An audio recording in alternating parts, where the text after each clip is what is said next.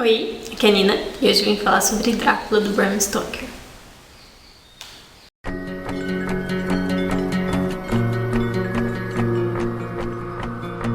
Drácula foi a primeira meta de 2017 que eu cumpri, também tá no Desafio Livrada, então eu já cumpri 2 coisas num livro só. E foi uma leitura que eu gostei bastante de fazer. Eu achava que Drácula era uma história um pouco universal, assim, que a gente sabia tudo sobre Drácula, que eu saberia tudo o que aconteceria, e na verdade eu fiquei bem surpresa, porque no fim das contas eu nem sei o que eu esperava da história, o que eu achava que aconteceria. Então, é um romance epistolar, para começo de conversa, eu nem sabia disso. Descobri quando fui procurar romances epistolares para o Desafio Livrada. E a gente vai acompanhar então essa história pela visão de várias pessoas. Então, no começo nós temos o Jonathan, ele é um procurador, digamos assim, e ele foi enviado pelo chefe para essa viagem para ajudar esse Conde Drácula a comprar uns imóveis, enfim, resolver algumas coisas. E toda a viagem é muito estranha, então esse Jonathan escreve num diário e a gente começa a perceber que tem alguma coisa estranha ali. As pessoas querem atrasar a viagem dele, não querem que ele vá e dão presentes estranhos, como dentes de alho, para ele. Então, tudo isso a gente vai acompanhando pelo diário. E quando ele chega nesse castelo, a princípio ele acha tudo comum e aos poucos coisas estranhas vão acontecendo até que ele consegue escapar. Então essa parte do castelo foi a minha parte preferida. Eu acho que umas 200 páginas acontecem ali, porque as coisas vão surgindo de forma muito sutil, ao mesmo tempo que consegue totalmente deixar um clima tenso, assim, conservar esse mistério, porque a gente só sabe o que o Jonathan tá sabendo. Então começa, né, com sombras que não aparecem, o Conde Drácula não aparecendo no espelho, ele nunca vê o Conde Drácula comer. Então acho que é um ótimo começo.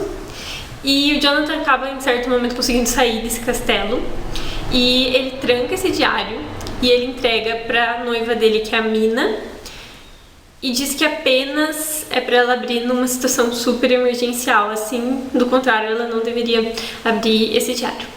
Só que o que acontece é que a Mina tem uma amiga chamada Lucy e coisas estranhas começam a acontecer com essa amiga chamada Lucy. Então nós vamos acompanhar a troca de cartas entre elas para desenvolver essa amizade. A Lucy acaba tendo vários pretendentes e escolhendo por um deles, optando por um deles. E ela começa, digamos que, a adoecer, e é de forma muito estranha, ninguém sabe o que fazer. E algum desses pretendentes dela conhece o Van Helsing, que acaba sendo chamado para ajudar ali nessa história. E então aí, a partir daí que os pontos vão se conectar. Então no momento de desespero a Lucy abre esse diário, acaba descobrindo que tudo que aconteceu com o noivo dela, o Jonathan, e as pessoas começam a ligar os pontos. Então, isso a gente vai compreender através das cartas trocadas entre eles. E eu acho que isso fez totalmente diferença, porque tem várias pessoas que não sabem de algumas coisas que os outros sabem. Então eu acho que a gente vai montando o quebra-cabeça junto com eles. Fica muito mais interessante do que se tivesse sido contado por um narrador onipresente. E na verdade o que acontece é que o Drácula ele vem então para Inglaterra, ele está mordendo os pescoços de algumas jovens e fazendo essas jovens fazerem coisas do interesse dele. E além disso, ele tem toda uma questão de estar querendo conquistar, digamos assim, a Inglaterra. Então ele comprou essas propriedades para enviar caixões para essas propriedades e criar como se fosse um exército. Então eu não fazia ideia a respeito disso. Eu, na verdade, acho que pensava que aconteceria dentro do castelo e somente ali. Apesar de ser essa minha parte preferida, eu gostei muito de toda a outra parte. E aí com o Van Helsing vai ter sim toda a questão de descobrir como se mata um vampiro, como chegar no vampiro, e então essa questão da perseguição. Não vou contar tudo que vai acontecer, né? Então eu gostei muito, eu achei que me prendeu demais. Eu fiquei surpresa quando eu fui catalogar na planilha e descobri que tinha mais de 500 páginas nessa edição que eu li, porque eu li no Kindle, né? Porque foi realmente bem rápido, assim, mas não é um livro assim que flui. Foi escrito na era vitoriana, tem que levar isso em consideração.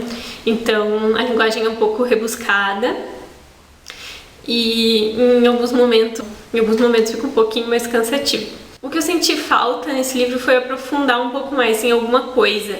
Então, eu não sei se era inevitável que eu comparasse com Frankenstein. Então, Frankenstein tem uma discussão muito profunda a respeito do ser humano, da ciência, do papel da ciência.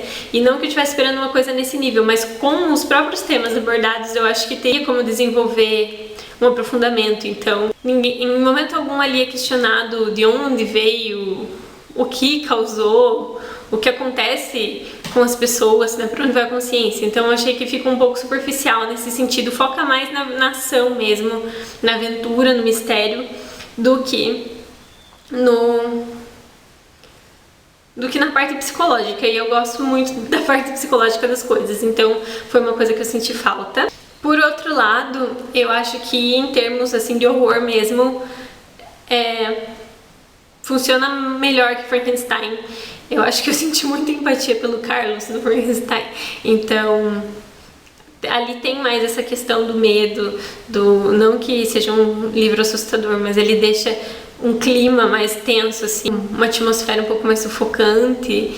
E também acho muito interessante a questão do erotismo. É tão ousado fazer esses monstros que beijam o pescoço das mocinhas pra época. E dá pra notar esse tom erótico no livro, então foi outra coisa que eu gostei. Eu acho que em termos gerais seria isso. Eu separei um trechinho pra ler, é o trechinho que mais se aproxima de uma abordagem psicológica.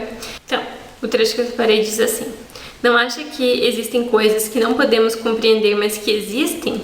Que algumas pessoas veem coisas que os outros não podem ver? Existem coisas velhas e novas que não podem ser contempladas pelos olhos dos homens, porque eles conhecem algumas coisas que os outros lhe disseram. Nossa ciência não pode explicá-las, e então diz que não há nada a explicar. E é uma fala do Van Helsing. O Van Helsing é super participativo na história, então acho que a partir da metade ali ele passa a ser quase um protagonista, ele participa muito.